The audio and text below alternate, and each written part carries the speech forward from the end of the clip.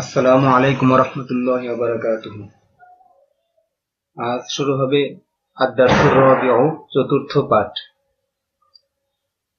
এর আগে তো অল্প কয়েক মিনিটে নির্দেশনা দেওয়া হয়েছিল যে এরকম এই বিষয়ের উপর আধা ঘন্টা তামরিন করতে হবে। তো আমি তো কয়েক সেকেন্ডে কথাটা বলে ফেলেছি, কিন্তু আপনার তো আধা ঘন্টা সময় ব্যয় করে তামরিনটা করতে হবে, নচেত কাঙ্ক্ষিত ফায়দা হাসিল হবে না। আল্লাহ তাআলা আমাদের সবাইকে মেহনত করার তৌফিক দান করুন। আদ-দারসুর রাবিউ, আজকে আর পিছনের বিষয়গুলো আলোচনা করলাম না, আপনারা চাইলে সেখান থেকে দেখে নিতে পারবেন। আদ-দারসুর রাবিউ কয়েকবার মুখে আহ্বান। আদ-দারসুর রাবিউ, চতুর্থ পাঠ। আদ-দারসুর রাবিউ, চতুর্থ পাঠ। আদ-দারসুর রাবিউ, চতুর্থ পাঠ। এরপরে এখানে একটু বুঝে নিলে বিষয়টা সহজ, আলাদা মুখস্থ করতে হবে না। নতুন ব্যবহার আসবে আলিফ লাম যোগে। তো আলিফ, বা, জিম, হা, খ, আইন, গইন, ফা, কফ, কাফ, লাম, মিম, ওয়াও, হা, ইয়া। এই 15টি হরফের শুরুতে আলিফ লাম যুক্ত হলে লাম হরফটি স্পষ্ট ও আলাদা উচ্চারিত হয়। এই কথাটা কয়েকবার নিজে নিজে পড়বেন, আওড়াবেন। এবার উদাহরণটুকু বুঝে নিন।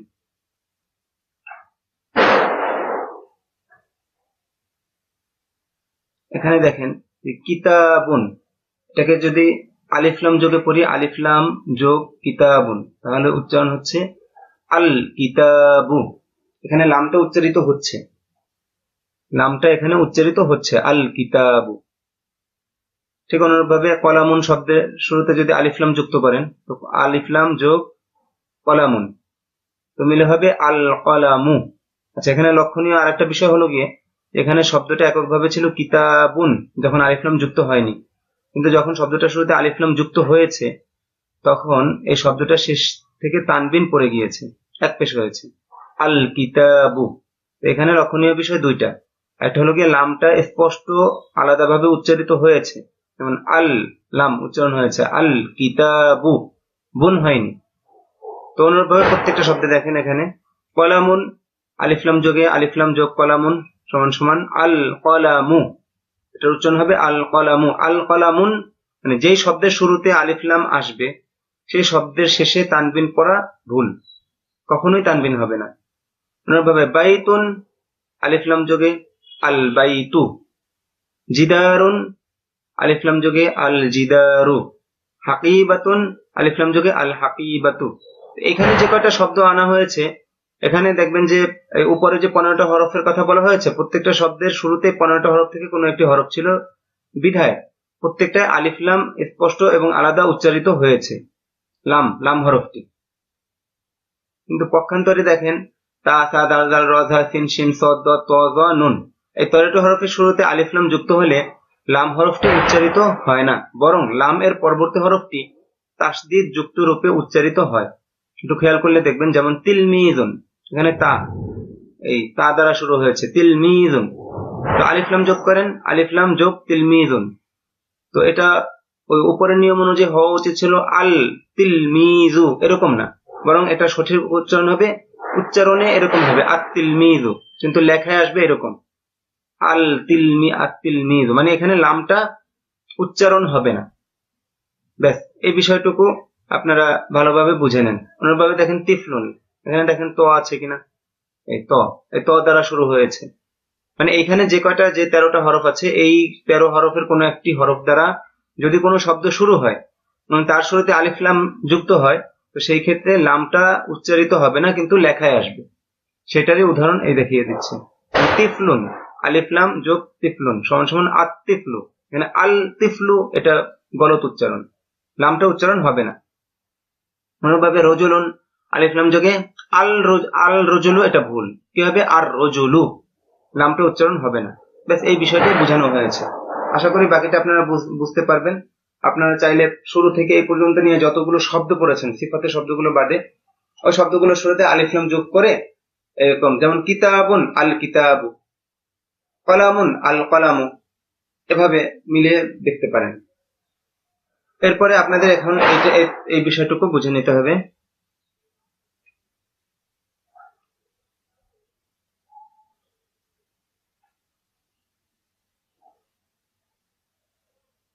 এতটুকু যে কিতাবুন একটি বই, আগে আমরা পড়েছিলাম।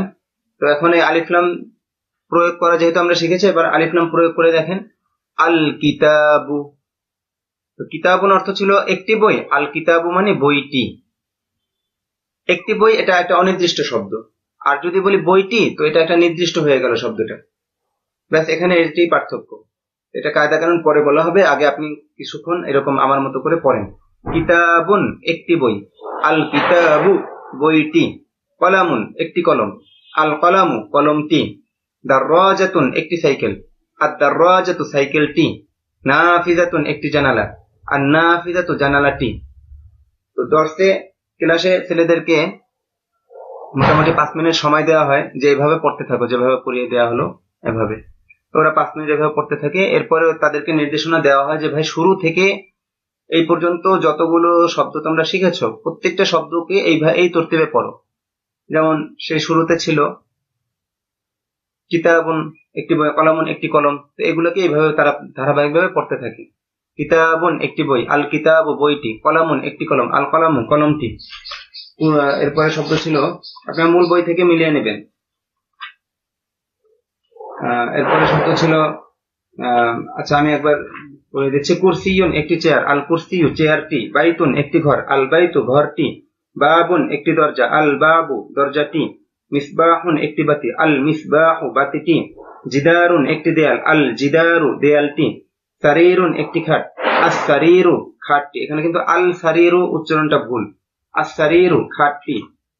মাদ্রাসাতুন একটি মাদ্রাসা, আল মাদ্রাসাতু মাদ্রাসাটি, সাব্বুরাতুন একটি ব্ল্যাকবোর্ড, আর সাব্বুরাতু ব্ল্যাকবোর্ডটি। এইভাবে প্রতিটা শব্দ দিয়ে পড়তে নির্দেশ দেওয়া হয়, ছাত্ররা এভাবে টাটকা করে পড়তে থাকে। এটা পড়ার পর আমাদের এখান থেকে সবক শুরু। তো পিছনের ব্যবহারগুলো এখানে আসে। হাদা একজন ছাত্রকে নির্দেশনা দেওয়া হয় যে ভাই সামনে একজন দাঁড়িয়ে পড়ো, তো এগুলো তো আগে থেকেই পড়া থাকে তাদের, তো একজন দাঁড়িয়ে সবাইকে নিয়ে পড়তে থাকে। তো আমি আপনাদেরকে পড়িয়ে দিচ্ছি, আপনারা এভাবে আমারটা শুনে ভালোভাবে হল করে একে অপরকে পড়াতে থাকবেন। আচ্ছা আমি পড়া শুরু করছি। হাদা কিতাবুন, ইহা একটি বই।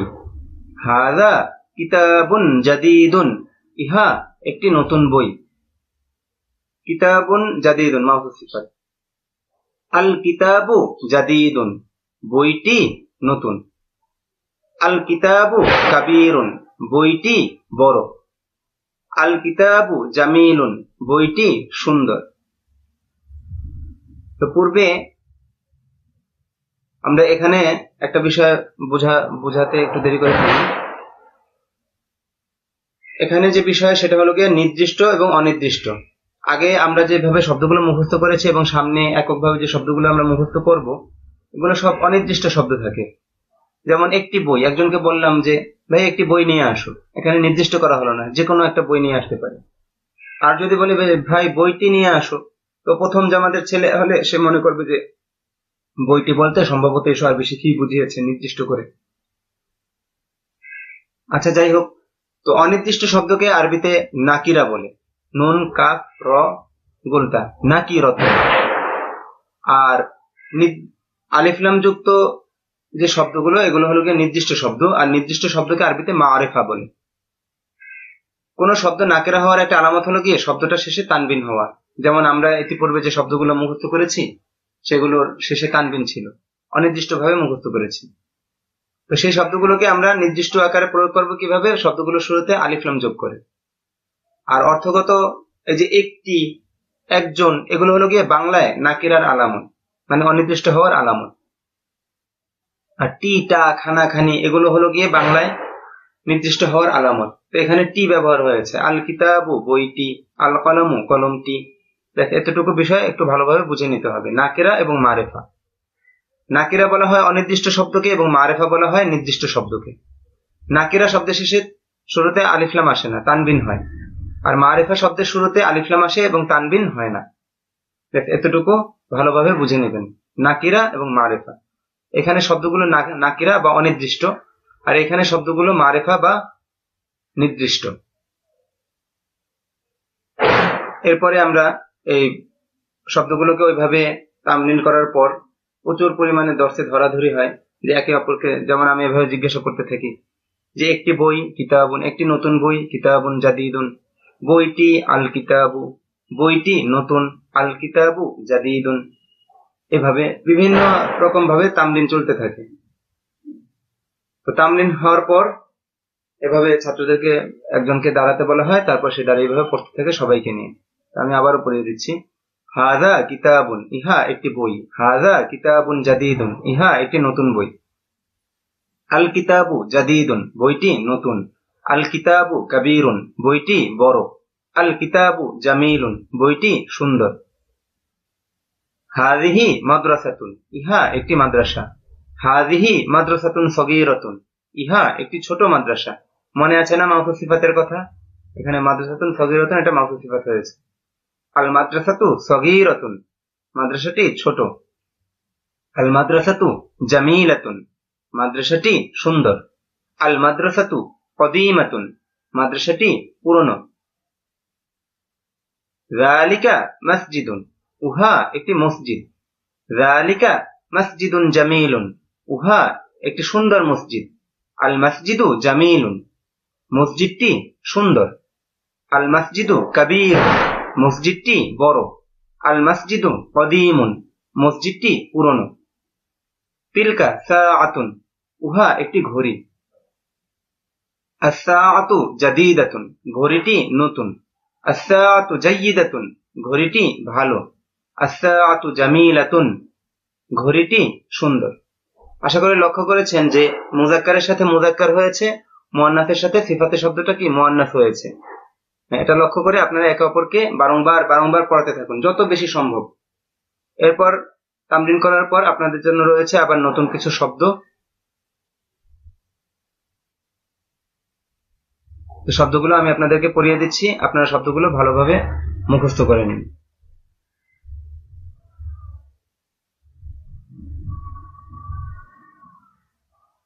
শরীফুন, ভদ্র। শরীফুন, ভদ্র। মুজতাহিদুন, পরিশ্রমী। মুজতাহিদুন, পরিশ্রমী। মাহিরুন, দক্ষ। মাহিরুন, দক্ষ। মাশহুরুন, প্রসিদ্ধ। মাশহুরুন, প্রসিদ্ধ। মাফতুহুন, খোলা। মাফতুহুন, খোলা। মুগলাকুন, বন্ধ। মুগলাকুন, বন্ধ। ওয়াসিউন, প্রশস্ত। ওয়াসিউন, প্রশস্ত। দয়্যিকুন, অপ্রশস্ত, সংকীর্ণ। দয়্যিকুন, অপ্রশস্ত, সংকীর্ণ। কওয়িয়ুন, শক্তিশালী, মজবুত। কওয়িয়ুন, শক্তিশালী, মজবুত। দাঈফুন, দুর্বল। দাঈফুন, দুর্বল। এই পর্যন্ত পড়িয়ে দেওয়ার পর ছেলেদেরকে নির্দেশনা দেওয়া হয় যে 10 মিনিট এভাবে পড়তে থাকো সম্মিলিতভাবে, প্রতিটা শব্দ 3 বার করে। এইভাবে তারা মুখস্থ করে। টাটকা মুখস্থ হওয়ার পর আমি কিছুক্ষণ সামনের ইবারত পড়ার আগে মুখে মুখে তামরিন করি, জিজ্ঞাসা করি। একটি দরজা বাবুন, একটি খোলা দরজা বাবুন মাফতুহুন। একটি জানালা নাফিজাতুন, উহা একটি জানালা। তিলকা নাফিজাতুন, উহা একটি বন্ধ জানালা। তিলকা নাফিজাতুন মুগলাকাতুন। এভাবে নতুন শব্দ দিয়ে তামরিন করতে থাকি। জানালাটি বন্ধ। আন-নাফিজাতু মুগলাকাতুন। একটি কামরা হুজরাতুন, কামরাটি। আল হুজরাতু, কামরাটি প্রশস্ত। আল হুজরাতু ওয়াসিআতুন। বেশ এভাবে তামরিন চলতে থাকে। একটি ছেলে ওয়ালাদুন, ছেলেটি। আল ওয়ালাদু, ছেলেটি শক্তিশালী। আল ওয়ালাদু কওয়িয়ুন, মেয়েটি দুর্বল। আল বিনতু দাঈফাতুন। এভাবে বিভিন্ন ভাবে তামরিন করার পর তারপর ছেলেদেরকে নির্দেশ দেওয়া হয় সামনে চলতে। একজন দাঁড়িয়ে পড়ে, তার সাথে সাথে বাকি সবাই পড়তে থাকে, প্রতিটা 3 বার করে। তো আমি আপনাদেরকে এখানে পড়িয়ে দিচ্ছি, আপনারা ধরে নিন। এরপরে আপনাদের কাজ হবে একে অপরকে বারংবার ইবারতগুলো পড়ানো এবং নিজেরা বেশি বেশি এই নতুন শব্দগুলো সহ পুরনো শব্দ দিয়ে ব্যাপক আকারে তামরিন করা। আর রজুলু শরীফুন, লোকটি ভদ্র। আল ওয়ালাদু যাকিয়ুন, ছেলেটি বুদ্ধিমান বা মেধাবী। আল ওয়ালাদু যাকিয়ুন, ছেলেটি মেধাবী বা বুদ্ধিমান। আল বিনতু যাকিয়াতুন, মেয়েটি মেধাবী। আল বিনতু যাকিয়াতুন, বা মেয়েটি বুদ্ধিমতী। আত-তিফলু জামিলুন, শিশুটি সুন্দর। আত-তিফলু জামিলুন, শিশুটি সুন্দর। আত-তিফলু সগীরুন, শিশুটি ছোট। আত-তিফলাতু জামিলাতুন, শিশুটি সুন্দর। এখানে মুযাক্কার শিশুর কথা বলা হয়েছে, এখানে মুআন্নাস শিশুর কথা বলা হয়েছে। আত-তিফলাতু সগীরাতুন, শিশুটি ছোট। আত-তিলমিযু মুজতাহিদুন, ছাত্রটি পরিশ্রমী। আত-তিলমিযু মুজতাহিদুন, ছাত্রটি পরিশ্রমী। আত-তিলমিযাতু মুজতাহিদাতুন, ছাত্রীটি পরিশ্রমী। হাযা বাবুন ওয়াসিউন, ইহা একটি প্রশস্ত দরজা, মাওসুফ সিফাতের সম্পর্ক। আল বাবু মাফতুহুন, দরজাটি খোলা। হাযা কমিসুন, ইহা একটি জামা। হাযা কমিসুন জাদীদুন, আচ্ছা দেখি, হাযা কমিসুন জাদীদুন, ইহা একটি নতুন জামা। আল কমিসু নাযীফুন, আল কমিসু নাযীফুন, জামাটি পরিচ্ছন্ন। আল মিনদিলু ওয়াসিখুন, রুমালটি ময়লা। আল বিসাদাতু জামিলাতুন, বালিশটি সুন্দর। রাশিদুন মুআল্লিমুন, রাশেদ একজন শিক্ষক। হুয়া মুআল্লিমুন মাহিরুন, তিনি একজন দক্ষ শিক্ষক।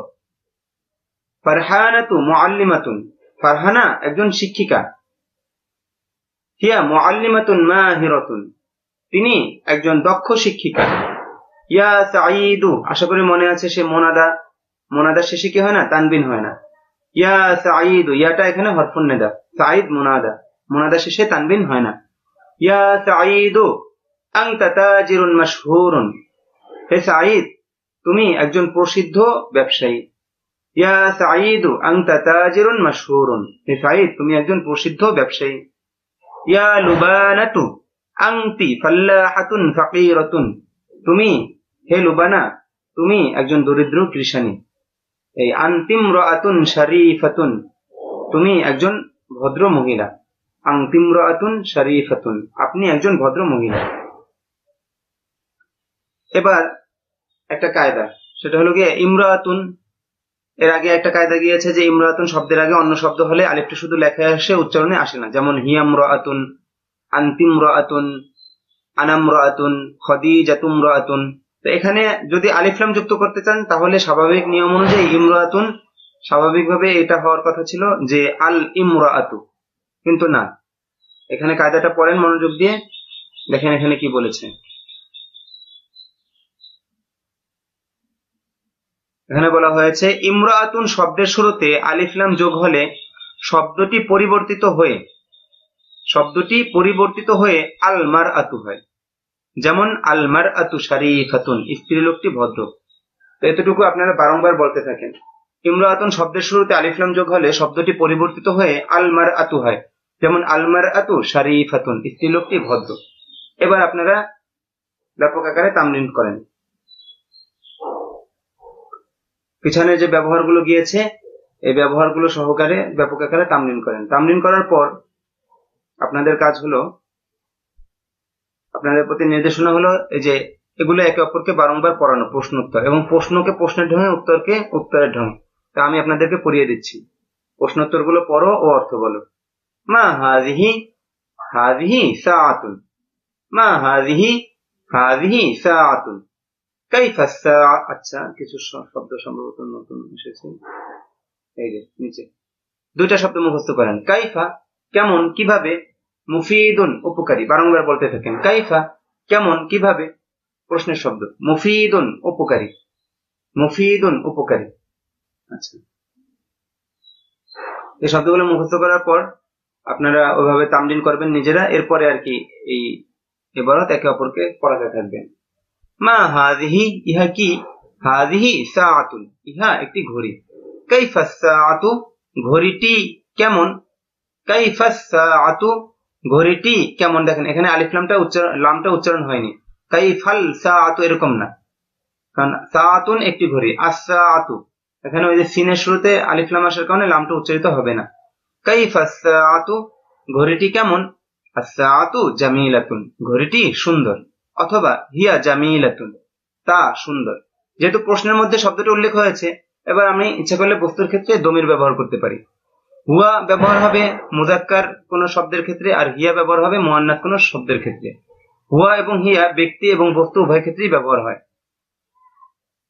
তো এখানে আগে বলেছিলাম যে প্রত্যেকটা দমিরের একটা মার্জা থাকে। মার্জা মানে যাকে বুঝায় দমির, দমির যার দিকে ফিরে। তো এখানে হিয়া দমিরের মার্জা হলো গিয়ে আস-সাআতু। তো হিয়া জামিলাতুন, আস-সাআতু মুয়ান্নাস বিধায় দমিরটা এখানে মুয়ান্নাস হয়েছে। হিয়া হিয়া জামিলাতুন, তা সুন্দর। মা যালিকা, উহা কি? যালিকা বাইতুন, উহা একটি ঘর। কাইফাল বাইতু, ঘরটি কেমন? আল বাইতু জামিলুন, ঘরটি সুন্দর। অথবা হুয়া জামিলুন, তা সুন্দর। এখানে হুয়া ব্যবহার হয়েছে আল বাইত এর পরিবর্তে, মানে হুয়া এখানে বাইতুনকে আল বাইতকে বোঝাচ্ছে। এজন্য হুয়া দমিরের মার্জা হলো গিয়ে আল বাইত। আশা করি ব্যাপারটা বুঝে আসছে। তো উত্তরটা আমি এভাবে বলতে পারে, হুয়া জামিলুন, তা সুন্দর। মান হুয়া, সে কে? হুয়া তিলমিজুন, সে একজন ছাত্র। হুয়া তিলমিজুন জাদিদুন, সে একজন নতুন ছাত্র। কাইফা তিলমিজু, ছাত্রটি কেমন? আর তিলমিজু যাকিয়ুন, ছাত্রটি মেধাবী। অথবা হুয়া যাকিয়ুন, সে মেধাবী। এক্ষেত্রে হুয়া দমিরের মার্জা এই কাইফা তিলমিজুর মধ্যে এই আর তিলমিজু। মার্জা মানে দমির যাকে বুঝায়, দমির বা সর্বনাম যাকে ইঙ্গিত করে, যাকে বুঝায়, যার দিকে ফিরে, তাকে মার্জা বলে। জামান হিয়া, সে কে? মুয়ান্নাসের ক্ষেত্রে। হিয়া তিলমিজাতুন, সে একজন ছাত্রী। হিয়া তিলমিজাতুন জাদিদাতুন, সে একজন নতুন ছাত্রী। কাইফা তিলমিজাতু, ছাত্রীটি কেমন? আর তিলমিজাতু যাকিয়াতুন, ছাত্রীটি মেধাবী। অথবা হিয়া যাকিয়াতুন, সে মেধাবী। এখানে হিয়া আর তিলমিজাতুর দিকে ফিরেছে, অতএব এখানে হিয়া দমিরের মার্জা হলো গিয়ে আর তিলমিজাতু। কাইফার রজুলু, লোকটি কেমন? কাইফার রজুলু, লোকটি কেমন? দেখেন কাইফা মানে কেমন, কিভাবে। এখানে কিন্তু কিভাবে অর্থটা কিন্তু খাটে না, এটা বুঝে নিতে হবে যে কোনখানে কোন তর্জমাটা খাটে। আচ্ছা, কাইফার রজুলু, লোকটি কেমন? আর রজুলু শারিফুন, লোকটি ভদ্র। অথবা হুয়া শারিফুন, সে ভদ্র। এক্ষেত্রে হুয়া দমিরের মার্জা আর রজুলু। কাইফাল মারআতু, মহিলাটি কেমন? আল মারআতু শারিফাতুন, মহিলাটি ভদ্র। অথবা হিয়া শারিফাতুন, সে ভদ্র। এক্ষেত্রে হিয়া দমির বা সর্বনামের মার্জা বা ফেরার স্থান হলো গিয়ে আল মারআত। আজকের সবক আপনাদের এই পর্যন্তই। এখন আপনাদের কাজ হলো গিয়ে আগের নির্দেশনাগুলো ঠিক মতো অনুসরণ করে ব্যাপক আকারে তামলিন করে এতটুকু পর্যন্ত একে অপরকে বারংবার পড়ানো এবং জিজ্ঞাসা করা। নিজেরাই এভাবে বিভিন্ন বাক্য বানিয়ে জিজ্ঞাসা করা। যেমন একটা জানালার দিকে ইঙ্গিত করে আপনি বললেন যে কাইফা নাফিজাতু, তো অপরজন উত্তর দিল আন-নাফিজাতু জামিলাতুন ওয়া কাবীরাতুন, ইত্যাদি ব্যাপক আকারে পিছনের যে ব্যবহারগুলো আপনারা পেয়েছেন এই ব্যবহার অনুযায়ী আপনারা বিভিন্ন শব্দ দিয়ে বিভিন্ন বাক্য বানিয়ে একে অপরকে জিজ্ঞাসা করতে থাকেন। আসসালামু আলাইকুম ওয়া রাহমাতুল্লাহি ওয়া বারাকাতুহু।